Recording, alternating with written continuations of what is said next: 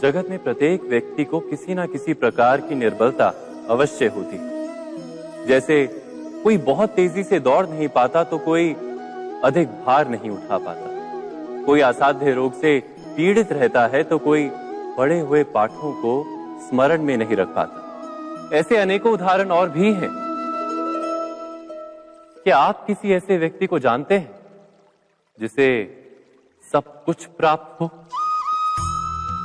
और हम जीवन की उस एक निर्बलता को जीवन का केंद्र मानकर जीते हैं? इस कारणवश हृदय में दुख और असंतोष रहता है सदा। निर्बलता मनुष्य को जन्म से अथवा संजोग से प्राप्त होती है, किंतु उस निर्बलता को मनुष्य का मन अपनी मर्यादा बना लेता है। किंतु कुछ व्यक्ति ऐसे भी होते हैं जो अपने पुरुषार्थ और श्रम से उस निर्बलता को पराजित कर देते हैं। क्या भेद है उनमें और अन्य लोगों में? क्या आपने कभी विचार किया है? सरल सा उत्तर है इसका। जो व्यक्ति निर्बलता से पराजित नहीं होता, जो पुरुषार्थ करने का साहस रखता है हृदय में, वो निर्बलता को पार कर जाता है।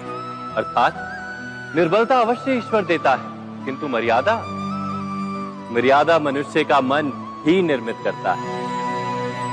स्वयं विचार कीजिए।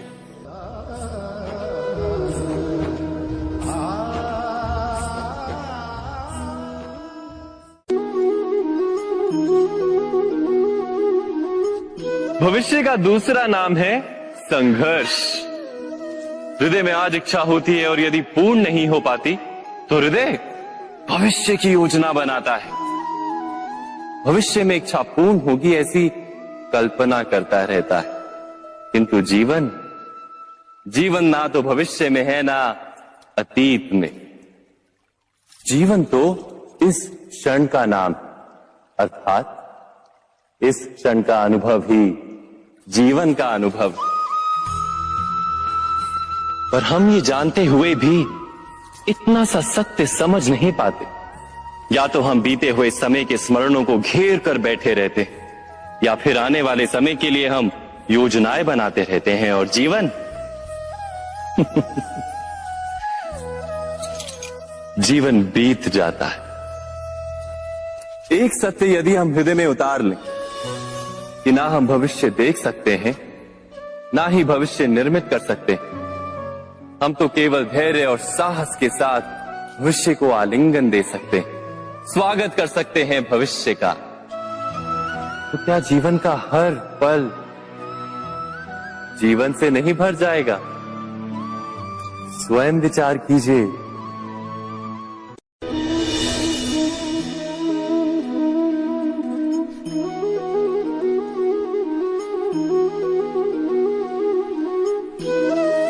ज्ञान प्राप्ति सदा ही समर्पण से होती है, यह हम सब जानते हैं।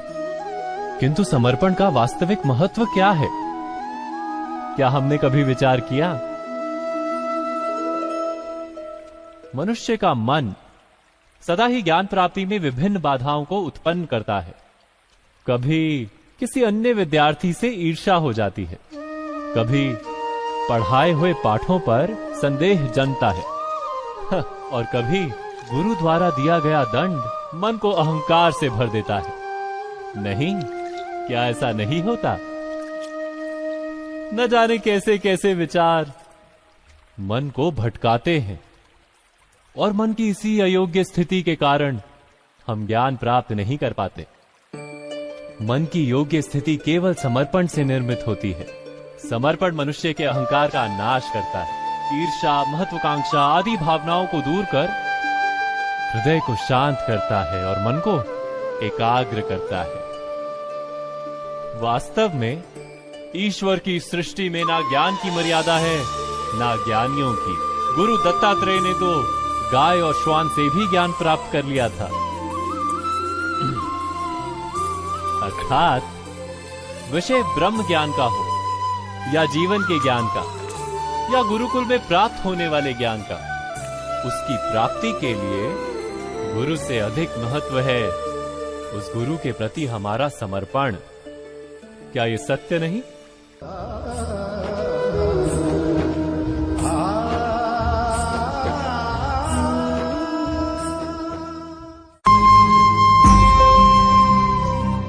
प्रत्येक मनुष्य के जीवन में ऐसा क्षण अवश्य आता है जब सारे स्वप्न, सारी आशाएं, सारे दृश्य ध्वस्त हो जाते हैं। जीवन के सारे आयोजन ही बिखर जाते हैं। एक और धर्म होता है और दूसरी ओर सुख। इसी को धर्म संकट कहते हैं। जब धर्म का वहन ही संकट हो और धर्म का त्याग ही सुख हो। विचार कीजिए, कभी किसी स्वजन के विरुद्ध सत्य बोलने का अवसर प्राप्त हो जाता है, कभी ठीक दरिद्रता के समय सरलता से चोरी करने का मार्ग प्राप्त हो जाता है, कभी किसी शक्तिशाली राजनेता या राजा के कर्मचारी का अधर्म प्रकट हो जाता है। सबके जीवन में ऐसी घटना बनती ही रहती है। अधिकतर लोग ऐसे किसी क्षण को धर्म संकट के रूप में जान ही नहीं पाते। हमें किसी प्रकार के संघर्ष का अनुभव ही नहीं होता। सहजता से सुख की ओर खींचे चले जाते हैं, जैसे मक्खी गुड़ की ओर खींची चली जाती। वास्तव में धर्म संकट का क्षण ईश्वर के निकट जाने का क्षण होता है। यदि हम संघर्षों से भयभीत ना हो, सुख की ओर आकर्षित ना हो, अपने धर्म पर दृढ़ रहे, तो ईश्वर का साक्षात्कार दूर नहीं।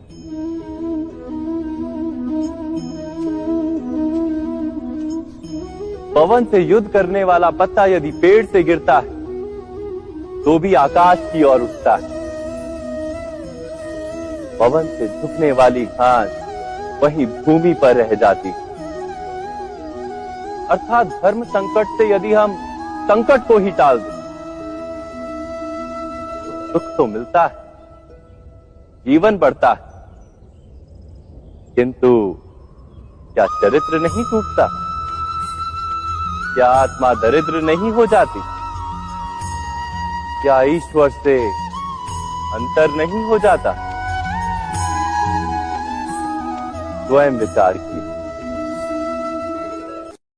दो व्यक्ति जब निकट आते हैं तो एक दूसरे के लिए सीमाएं और मर्यादाएं निर्मित करने का प्रयत्न अवश्य करते हैं। हम यदि सारे संबंधों पर विचार करें तो देखेंगे कि इन सारे संबंधों का आधार यही सीमाएं हैं जो हम दूसरों के लिए निर्मित करते हैं। और यदि अनजाने में भी कोई अन्य व्यक्ति इन सीमाओं को तोड़ता है तो उसी क्षण हमारा हृदय क्रोध से भर जाता है।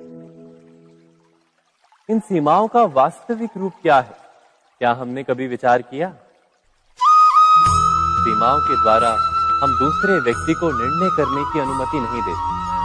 अपना निर्णय उस व्यक्ति पर थोपते, अर्थात किसी की स्वतंत्रता का अस्वीकार करते हैं। और जब स्वतंत्रता का अस्वीकार किया जाता है तो उसका हृदय दुख से भर जाता है। और जब वो सीमाओं को तोड़ता है तो हमारा हृदय क्रोध से भर जाता है। क्या ऐसा नहीं होता?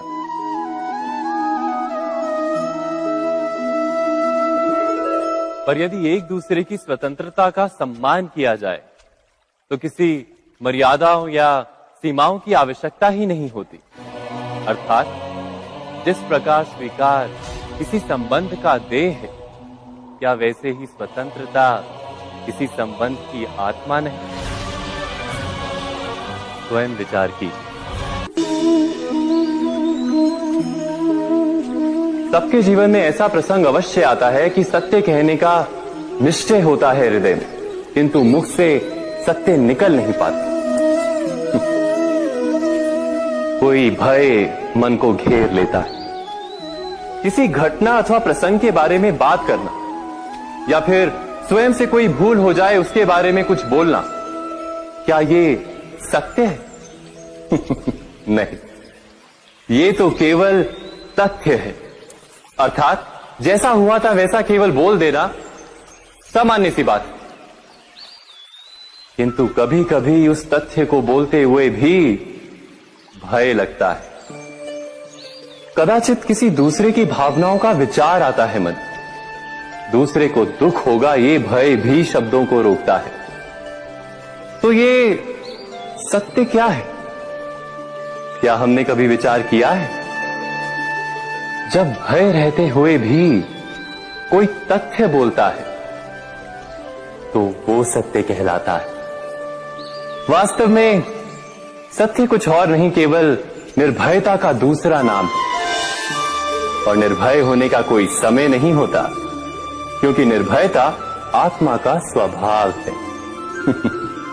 अर्थात क्या प्रत्येक क्षण सत्य बोलने का क्षण नहीं होता?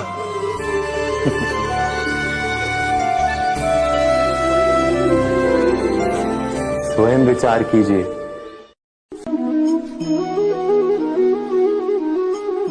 श्रेष्ठता का क्या अर्थ है? श्रेष्ठता का अर्थ है दूसरों से अधिक ज्ञान प्राप्त करना। अर्थात मूल्य इस बात का नहीं कि स्वयं कितना ज्ञान प्राप्त किया, मूल्य इस बात का है कि प्राप्त किया हुआ ज्ञान अन्य लोगों से कितना अधिक है। अर्थात श्रेष्ठता की इच्छा ज्ञान प्राप्ति को भी एक स्पर्धा बना देती है। और स्पर्धा में विजय अंतिम कब होती है?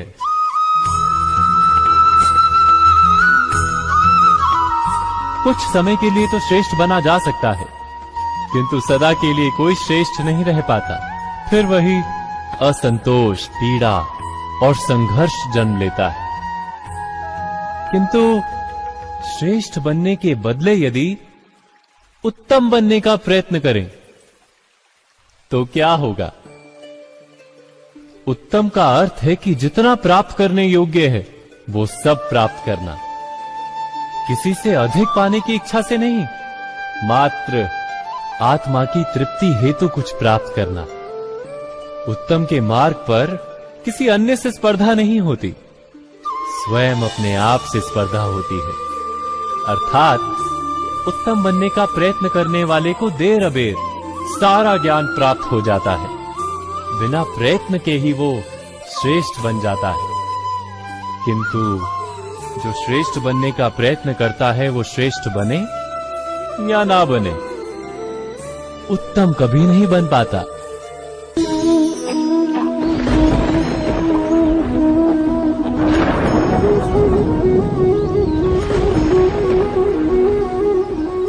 सपनों और पूर्वाभासों के आधार पर हम भविष्य के सुख दुख की कल्पना करते हैं। भविष्य के दुख का कारण दूर करने के लिए हम आज योजना बनाते हैं। किंतु कल के संकट को आज निर्मूल करने से हमें लाभ मिलता है या हानि पहुंचती है? ये प्रश्न हम कभी नहीं करते। सत्य तो ये है कि संकट और उसका निवारण साथ जनते हैं, व्यक्ति के लिए भी और सृष्टि के लिए भी। नहीं, आप अपने भूतकाल का स्मरण कीजिए, इतिहास को देखिए। आप तुरंत ही ये जान पाएंगे कि जब जब संकट आता है तब तब उसका निवारण करने वाली शक्ति भी जन्म लेती है। यही तो जगत का चलन है। वस्तुतः संकट ही शक्ति के जन्म का कारण है। प्रत्येक व्यक्ति जब संकट से निकलता है तो एक पद आगे बढ़ा होता है, अधिक चमकता है, आत्मविश्वास से अधिक भरा होता है, न केवल अपने लिए अपितु विश्व के लिए भी। क्या ये सत्य नहीं? वास्तव में संकट का जन्म है एक अवसर का जन्म, अपने आप को बदलने का, अपने विचारों को ऊंचाई पर करने का अवसर, अपनी आत्मा को बलवान और ज्ञान मंडित बनाने का अवसर। जो ये कर पाता है उसे कोई संकट नहीं होता, किंतु जो ये नहीं कर पाता वो तो स्वयं एक संकट है विश्व के लिए। विचार कीजिए।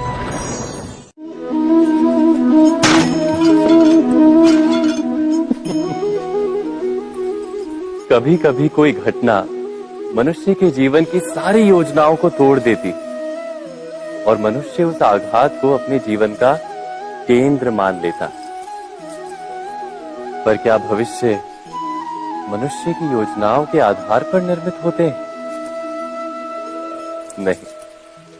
जिस प्रकार किसी ऊंचे पर्वत पर सर्वप्रथम चढ़ने वाला उस पर्वत की तलाई में बैठकर जो योजना बनाता है, क्या वही योजना उसे उस पर्वत की चोटी तक पहुंचाती है? नहीं। वास्तव में वो जैसे जैसे ऊपर चढ़ता है वैसे वैसे उसे नई नई चुनौतियां, नई नई विडंबनाएं, नए नए अवरोध मिलते हैं। प्रत्येक पद पर वो अपने अगले पद का निर्णय करता है। प्रत्येक पद पर उसे अपनी योजनाओं को बदलना पड़ता है। कहीं पुरानी योजना उसे खाई में ना ढकेल दे। वो पर्वत को अपने योग्य नहीं बना पाता, केवल स्वयं को पर्वत के योग्य बना सकता है। क्या जीवन के साथ भी ऐसा ही नहीं? जब मनुष्य जीवन में किसी एक चुनौती को, एक अवरोध को अपने जीवन का केंद्र मान लेता है, अपने जीवन की गति को ही रोक देता है, तो वो अपने जीवन में सफल नहीं बन पाता और ना ही सुख और शांति प्राप्त कर पाता। अर्थात जीवन को अपने योग्य बनाने के बदले स्वयं अपने को जीवन के योग्य बनाना ही सफलता और सुख का एकमात्र मार्ग नहीं। स्वयं विचार कीजिए।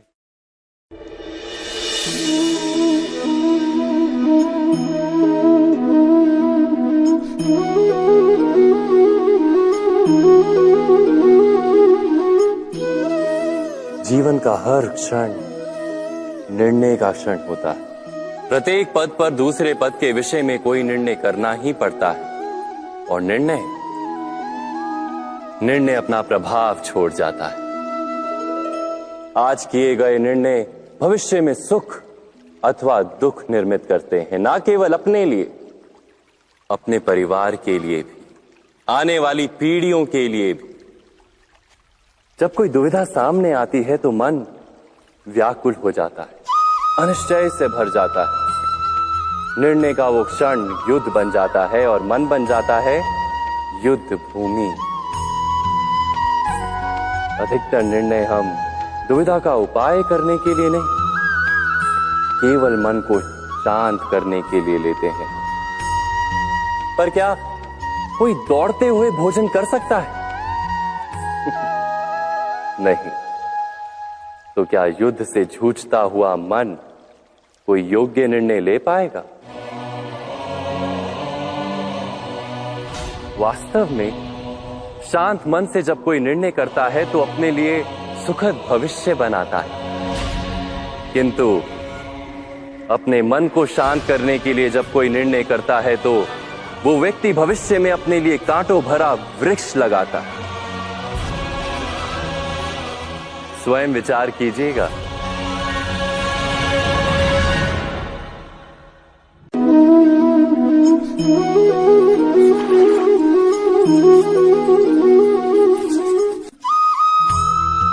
जीवन में आने वाले संघर्षों के लिए जब मनुष्य स्वयं को योग्य नहीं मानता, जब उसे अपने ही बल पर विश्वास नहीं रहता, तब वो सद्गुणों को त्याग कर दुर्गुणों को अपनाता है।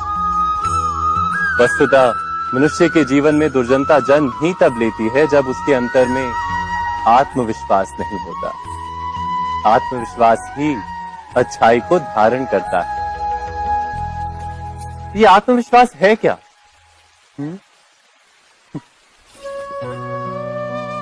जब मनुष्य ये मानता है कि जीवन का संघर्ष उसे दुर्बल बनाता है, तो उसे अपने ऊपर विश्वास नहीं रहता।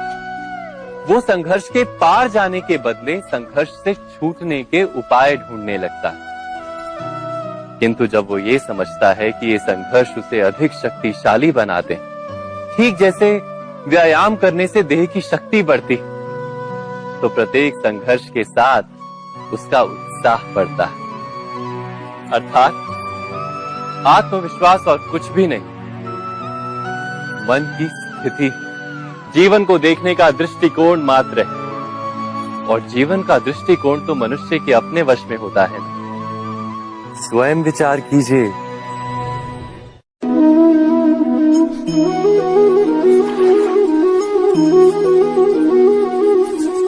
पिता सदा ही अपने संतान के सुख की कामना करते हैं, उनके भविष्य की चिंता करते रहते हैं। इसी कारणवश सदा ही अपने संतानों के भविष्य का मार्ग स्वयं निश्चित करने का प्रयत्न करते रहते हैं। जिस मार्ग पर पिता स्वयं चला है, जिस मार्ग के कंकर पत्थर को स्वयं देखा है, मार्ग की छाया, मार्ग की धूप को स्वयं जाना है, उसी मार्ग पर उसका पुत्र भी चले, यही इच्छा रहती है हर पिता की। निसंदेह उत्तम भावना है ये, किंतु 3 प्रश्नों के ऊपर विचार करना हम भूल ही जाते हैं। कौन से प्रश्न? प्रथम प्रश्न, क्या समय के साथ प्रत्येक मार्ग बदल नहीं जाते? क्या समय सदा ही नई चुनौतियों को लेकर नहीं आता? तो फिर बीते हुए समय के अनुभव नई पीढ़ी को किस प्रकार लाभ दे सकते हैं? दूसरा प्रश्न, क्या प्रत्येक संतान अपने माता पिता की छवि होता है? हाँ, संतानों को संस्कार तो अवश्य माता पिता देते हैं, किंतु भीतर की क्षमता तो ईश्वर देते हैं। तो जिस मार्ग पर पिता को सफलता मिली है, विश्वास है कि उसी मार्ग पर उसकी संतानों को भी सफलता और सुख प्राप्त होगा। तीसरा प्रश्न, क्या जीवन के संघर्ष और चुनौतियां लाभकारी नहीं होती? क्या प्रत्येक नया प्रश्न एक नए उत्तर का द्वार नहीं खोलता? तो फिर संतानों को नए नए प्रश्नों, संघर्षों और चुनौतियों से दूर रखना, ये उनके लिए लाभ करना कहलाएगा या हानि पहुंचाना? अर्थात जिस प्रकार संतान के भविष्य का निर्माण करने के बदले उसके चरित्र का निर्माण करना श्रेष्ठ है, वैसे संतानों के जीवन का मार्ग निश्चित करने के बदले उन्हें नए संघर्षों के साथ जूझने के लिए मनोबल व ज्ञान देना अधिक लाभदायक नहीं होगा? स्वयं विचार कीजिए।